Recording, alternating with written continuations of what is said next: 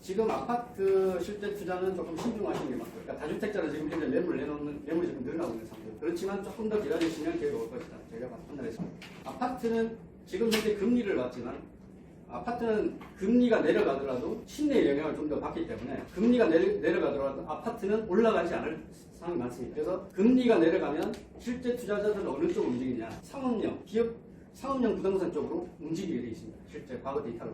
그 중에서 어느 쪽이 좋을 건지 한번 뒤에 가서 또 한번 그래서 이제 다주택자나 여러 가지 자산을 가지고 계신 분들은 포트폴리오를 사실 좀 약간 재구성할 필요가 있습니다. 자, 두 번째, 지금 틈새 시장에서 어느 쪽에 지금 현재 그래도 가장 괜찮을 건지 이걸 잠깐 살펴보겠습니다. 수익형 부동산은 말 그대로 이제 투자 수익이 시세 차익을 볼 수 있는 투자 수익이 있고 월세를 받을 수 있는 임대 수익이 있습니다. 근데 보통 이제 임대 수익을 많이 하고 있는데 근데 대체로 보면 서울 같은 경우에는 이제 분양가 등의 가격 자체가 높기 때문에 실제로는 수익은 많지 않은 3% 이내입니다. 거의. 그리고 실제 자본 수익, 투자 수익이 사실 실제로 그걸 보고 들어가시는 분들이 훨씬 더 많습니다. 그 안에는 뭐 상가도 있고 공업빌딩, 지식사센터, 오피스텔, 생활용 숙박 이렇게 종류가 있습니다. 지금 현재 수익형 부동산은 아파트가 지금 현재 이제 하락을 하면 상업용 수요 쪽으로 넘어와야 되는데 실제로는 넘어오지 않고 있습니다. 그게 왜 그러냐면 금리 때문에. 금리가 지금 현재 어떻게 될지 방향이 아직 확정이 안 돼 있기 때문에 사람들이 어디로 갈지 이렇게 갖고만 있고 실제로는 이자 부담 때문에 관망을 하고 있는 상황입니다. 그래서 조금 더 봐야 되는데 좀 더 발 빠른 사람들은 어느 정도 예측하고 들어가시는 분들도 많으세요. 대체로 보면 적정 수익률은 지방하고 이제 아마 수도권하고 지방하고 좀 틀립니다. 서울이나 이런 쪽으로 갈수록 건물 자체 가치가 높기 때문에 수익은 생각보다 높지 않습니다. 3% 내에 보시면 되고 지방으로 내려갈수록 수익은 되게 큽니다. 대신에 건물의 가치는 올라가지 않습니다. 그렇습니다. 그리고 실제 이제 뭐 수익형에서 가장 중요한 게 이제 공실이 가장 중요하지 않습니다. 뭐 상가는 이제 뭐 배우 수요라든지 동선 그리고 모이는 자리 이런 거에 굉장히 핵심으로 사실 되게 어려운 부분입니다. 이게 상가 투자 자체는 굉장히 어렵습니다. 지금 오피스텔 같은 경우에 실제로 되게 많이 하시는데 이게 이제 어떻게 되냐면 아파트하고 이제 대체적이기 때문에 아파트나 이런 것들이 잘 될 때, 전세가가 높고 막 이럴 때는 오피스텔도 굉장히 괜찮습니다. 근데 지금처럼 이런 상황일 경우에 고분양가로 인해 가지고 지금 현재 수익성이 좀 악화되어 있습니다. 그리고 수익은 받지만 계속 이제 관리가 또 복잡하기 때문에 어렵고 복잡하기 때문에 지금 이것도 좀 깊이 하시는 분들 하시려면 많이 하시는 분들 그런 분들은 괜찮습니다. 지금 현재 이게 호텔하고 있는데 호텔은 잘 아시다시피 조금 약간 조금 깊이 하는 그런 것 중에 하나입니다. 지금 현재 뭐 관광도 지금 현재 코로나 때문에 관광도 잘 안 되고 그리고 운영하는 이런 문제도 약간 있기 때문에 실제로 수익이 실제로 많이 안 난다고 합니다. 최근 오늘 생활용 숙박이 지금 현재 한 10만 채가 지금 현재 국내에 됐는데 지금 오늘 뜬 뉴스가 있습니다. 얘는 원룸처럼 지금 사용하고 있는데 법적 문제가 있습니다. 레이던스 10만 채 한 달 뒤 벌금 부담났습니다. 이게 뭐냐면 전용 25평이 지금 현재 2,500만 원 정도 벌금을 났습니다. 그래서 이거를 우려했던 분들이 결국은 진짜 이렇게 됐습니다. 지식사업센터는 사실 일반인들은 잘 모르시는 상품입니다. 원래 기업인들용으로 만들어져 있고 기업인들을 위해서 했었는데 이제 자금력이 풍부하고 시중에 자금력이 풍부하다 보니까 그 투자 수요들이 이쪽으로 많이 넘어왔습니다. 그러다 보니까 지금 현재로는 우리나라 여러 가지 상품 중에 있지만 가장 장점이 많은 것 중에 거의 탑이지 않을까 싶습니다. 그래서 지금 현재로는 대표 부동산, 틈새 시장의 가장 대표 부동산으로 자리 잡아. 근데 이제 최근에 5년 동안 공급이 많이 됐습니다. 공급이 많이 되다 보니까 그 옥석을 가리지 않고 들어가시는 분들은 지금 굉장히 좀 어려움을 겪고 있습니다. 그거는 뒤에 가서 한번 설명드리겠습니다. 특히 기업은 신도시에 지금 이제 들어가시면 굉장히 좀 어렵습니다. 구도심은 기업들이 다 자리 잡고 있기 때문에 그쪽으로 들어가시는 게 훨씬 더 좋다. 비싸는. 그리고 이제 뒤에서 얘기하겠지만 역세권은 뭐 아파트처럼 똑같습니다. 아파트가 지금 현재 우리나라 탑 20까지 딱 보면 거의 대부분 다 대규모의 지하철이 바로 붙어 있습니다. 이것도 마찬가지예요. 지금 지식산업센터도 거의 대부분 다 지금 현재 잘 나가고 있는 것들 대부분 다 지하철에 근접해 있고 규모가 큰 편입니다. 이게 왜 그러냐면 결국 그 안에서 일하시는 분들이 직원들이 많기 때문에 직원들이 편리성 때문에 접근 편리성 때문에 가장 이걸 우선시합니다.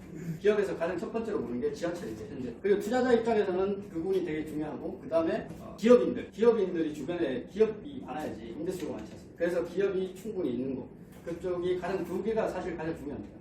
지식센터는 뭐 이렇게 일반 빌딩처럼 되어 있습니다. 그리고 중공업지나 공업지에 있기 때문에 특히 땅을 갖다가 할 수 있는 3%밖에 안 됩니다. 지금 서울하고 경기도 쪽에 보시면 거의 수도권의 80%가 지식산업센터가 집중되어 있습니다. 근데 그 중에서도 이제 여기 군포는 한 31개 정도 되게 적은 편입니다. 기업 수에 비해서는 좀 적은 편입니다. 이게 지식산업센터가 왜 가장 각광을 받았는지 앞으로도 가장 괜찮은지 한번 설명드리겠습니다. 세금 문제에 관해서 규제가 거의 많이 없습니다. 특히 주택수 미포함된 주택이 아니기 때문에 종합부동산세에도 해당이 없고요.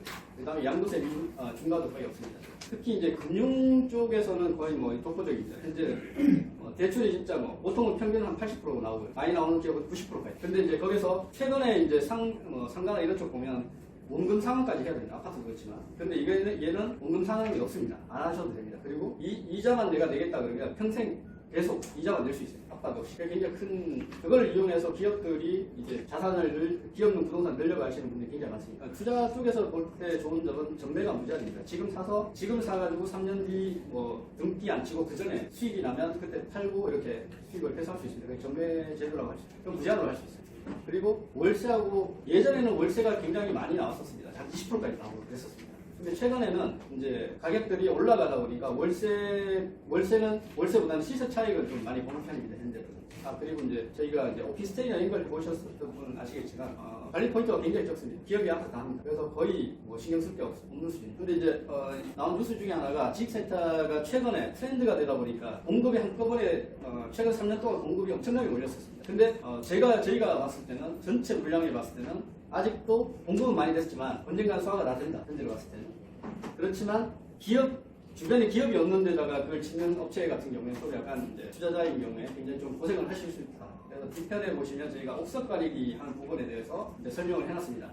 지식산센터 할 때 주변에 실제 기업들이 많이 있어야 됩니다. 우리가 아파트를 하다 보면 그 주거지가 많이 있는 곳에 아파트를 해놔야지 그쪽에 있는 분들이 많이 오지 않습니까?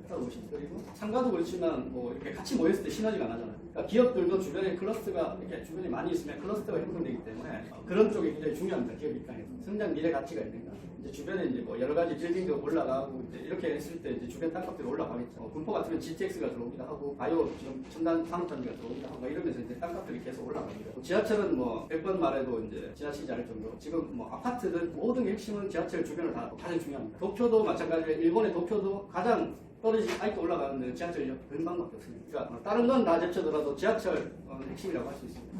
이거는 이제 다음에 이제 저희가 파트 2에서 한번 말씀드리고 기준금리 인상 중단 가능성이 높다. 결국은 금리를 계속 올리면 물가는 잡을 수 있습니다. 대신에 경기가 침체할 수 있습니다. 그래서 지금 현재 계속 올리다가 적장선이 지금 현재 거의 다 왔다. 더 이상 올리는 거는 지금 현재 불가하다. 이렇게 지금 나온 뉴스가 오늘자 뉴스입니다. 미국도 마찬가지입니다. 대부분 다 지금 전 세계가 지금 현재 비슷하게 지금 현재 흘러가고 있는 것 같습니다. 그랬을 때 지금부터 금리가 인하되면 한 방에 내려가지 않습니다. 2년, 3년에 걸쳐가지고 차차차차 내려갑니다. 그래야지 경제에 영향을 충격을 안 주기 때문에 서서히 내려갑니다. 그랬을 때 보통 이제 투자 아파트 같은 경우에는 심리 영향도 받기 때문에 금리가 내려간다고 해가지고 올라가지 않습니다. 지금 현재 침체기 들어와 있고 계속 앞으로 그것도 횡보를 하거나 계속 이제 하락을 할 가능성이 높습니다. 현재. 그렇지만 지금 다른 이제 그쪽에 있는 투자 수요들이 지금 수익형 부동산 아마 이렇게 이제 앞으로 넘어올 겁니다. 계속. 이제 이게 이제 어느 정도 이제 가시화되고 실질적으로 내려간다는 사인이 내려오면 이제 투자가 이제 앞으로 계속 이제 사람들이 이제 시작할 겁니다. 오늘 지금 현재 이제 뭐 지산도 지금 현재 많이 이제 공급이 많이 됐지만 전체 땅에 비해서 3% 이내입니다. 지식산센터는. 그렇기 때문에 지금 현재 당장 어찌 보면 공급이 많이 돼서 고통을 받고 있지만 그런 분들은 시간이 좀 지나면 해결될 것이다. 이렇게